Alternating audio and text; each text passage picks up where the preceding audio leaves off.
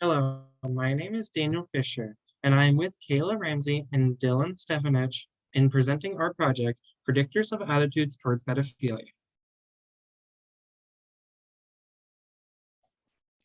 To begin, we'll consider a few definitions that were given in our study.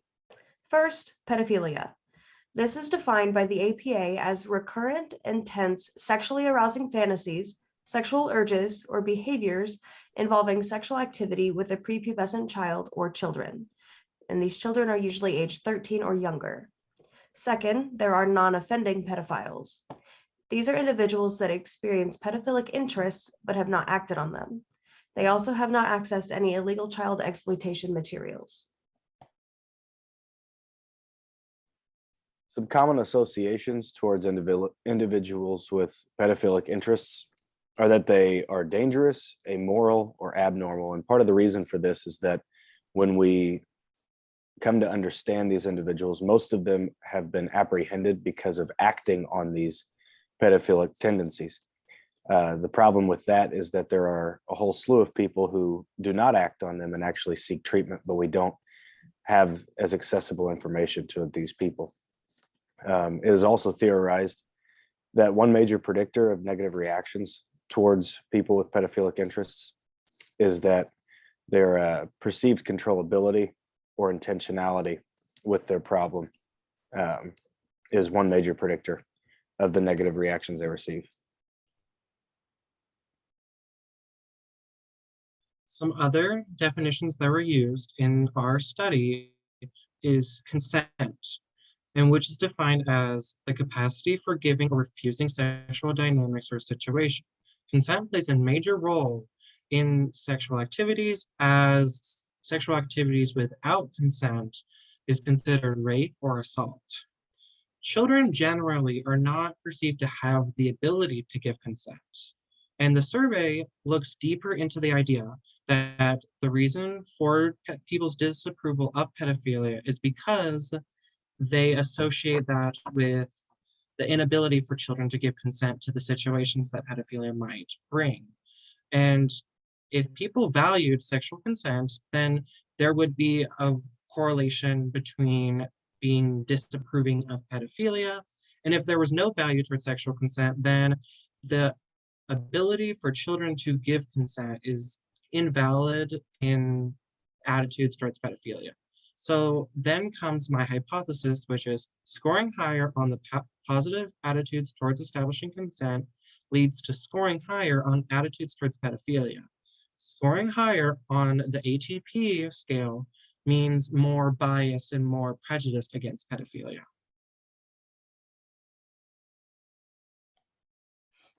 There is a potential overlap in populations when looking at those with pedophilia and those with sexual compulsivity concerns.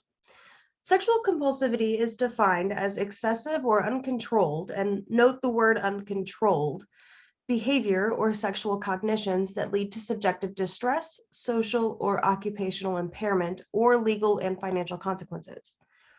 These thoughts and feelings are uncontrolled, which can cause the individuals great distress. As mentioned on a previous slide, one major predictor of a negative attitude or reaction toward a person is the perceived controllability of their actions.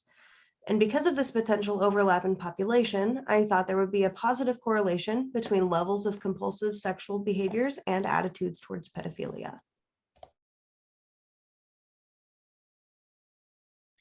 Yeah, I decided to study religiosity and pedophilia to connect those variables. Religious ideology is the basic religious belief in a transcendental reality developed by Huber and Huber.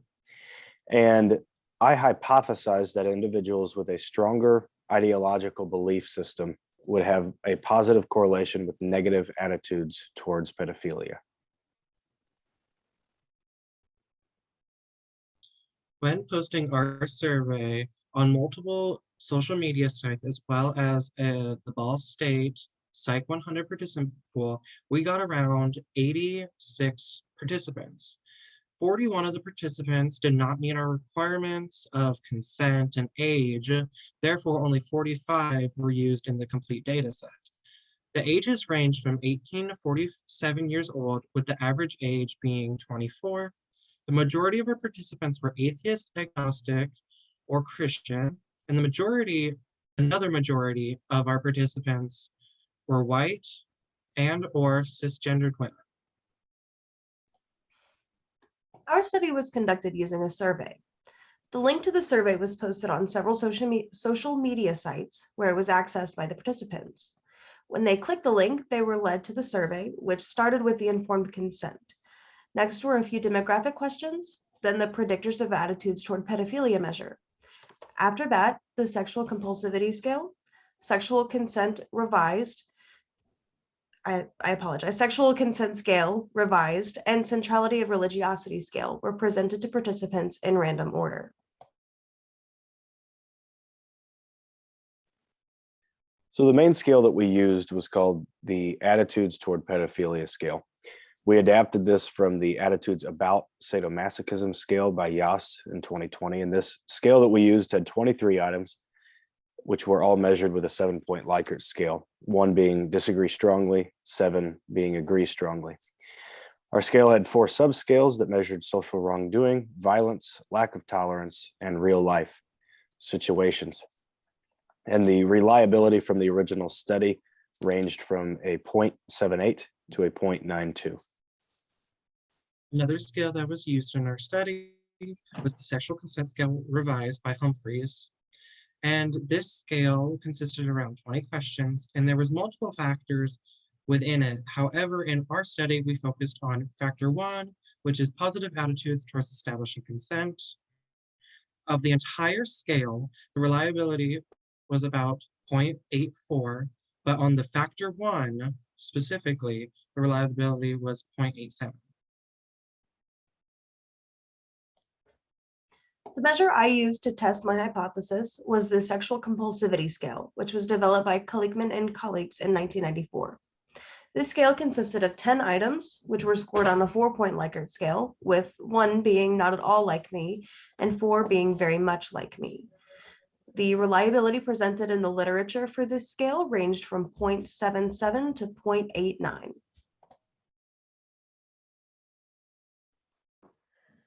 The centrality of religiosity scale that I used, I adapted to measure only the ideological facet of religiosity. There are actually 4 or 5 within the scale itself, and we'll get to that in a minute. It was developed by Huber in 2012, and the original reliability was very high at 0.92 to 0.96.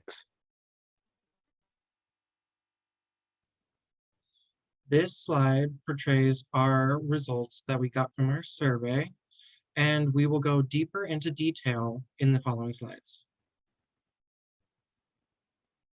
Well, the hypothesis that I specifically looked at was scoring higher on positive attitudes towards establishing consent leads to scoring higher on attitudes towards pedophilia.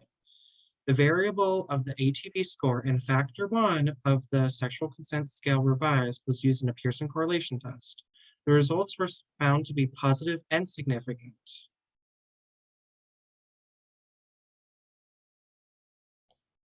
My hypothesis again was that there would be a positive correlation between levels of compulsive sexual behaviors and attitudes toward pedophilia.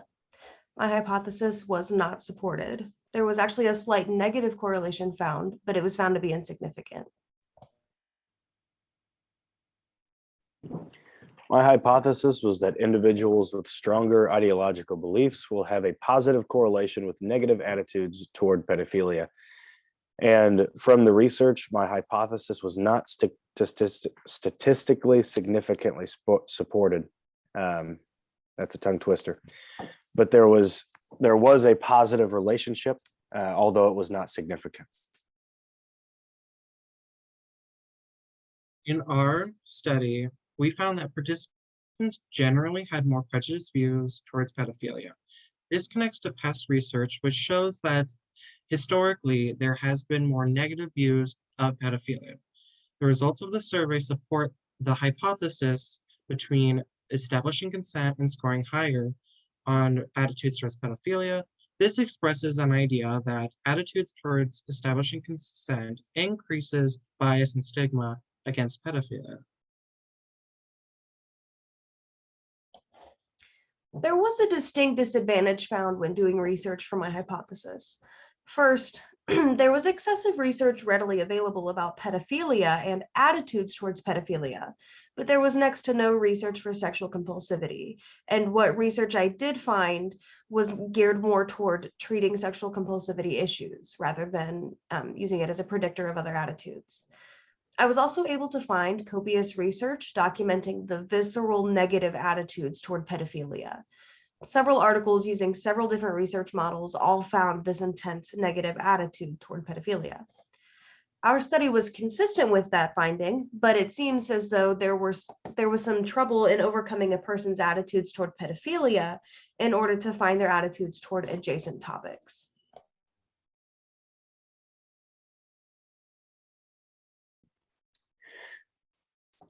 Yeah, so as I mentioned a second ago, the strength of religious ideology was insignificant in predicting attitudes toward pedophilia. Although the direction of the correlation was supported, it was insignificant. What my research did show through exploratory analyses was that the gender that one identifies as might predict ATP better than just the religious ideological strength. For example, in my study, men had a much more negative attitude towards people with pedophilia than women did.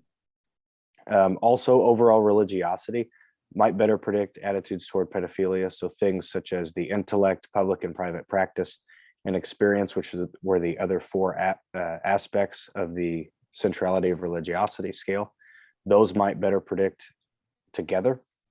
And then also racial and ethnic identities might better predict ATP. In certain instances in my results section, there were particular races and ethnicities that had a very strong correlation with negative attitudes and some that did not.